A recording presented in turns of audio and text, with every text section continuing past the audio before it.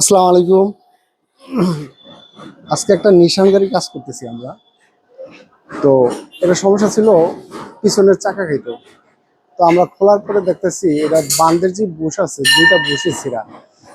এবং চাকা খাওয়ার কতটি রোগ আছে, যেমন আপনার বান্দের বুশ খারাপ থাকলে চাকা খাইতে পারে, সকেট জাম্পার খারাপ থাকলে অনেক সময় চাকা খায়, হবস খারাপ থাকলেও চাকা খায়। তো পিছনের সাসপেনশনটা ওরকম মেজর না, পিছনের বুশের ভিতরে সব। এই গাড়ির পিছনে সাসপেনশন থাকে না, সকেট জাম্পার আর হলো হ্যাঙ্গার বুশ, এটাই সাসপেনশন। তো আমরা আজকে কাজ করতেছি এটা। এই ভদ্রলোক আসছে ঢাকার বাড়ি থেকে শুধু চাকা খাওয়ার রোগ নিয়ে। তো আমরা মেশিনে উঠে চেক করার পরে আমরা পাইছি বুশ খারাপ। তো দেখাচ্ছি, আসুন। এই যে এই বুশগুলা খারাপ। তো বুশ কোনো ব্যাপার না, অনেকজনে বলে বুশ দেখানোর কি আছে, আসলে দেখানোর কিছু না।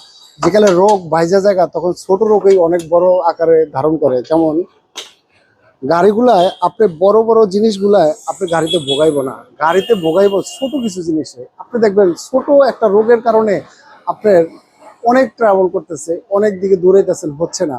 তখন দেখবেন আপনার ছোট একটা জায়গায় গাবলা, এই গাবলার কারণে আপনি এই সমস্যা দিচ্ছে। তো আজকের মতো এই পর্যন্তই, আবারও চলে আসবো আপনাদের মাঝে। আল্লাহ হাফেজ।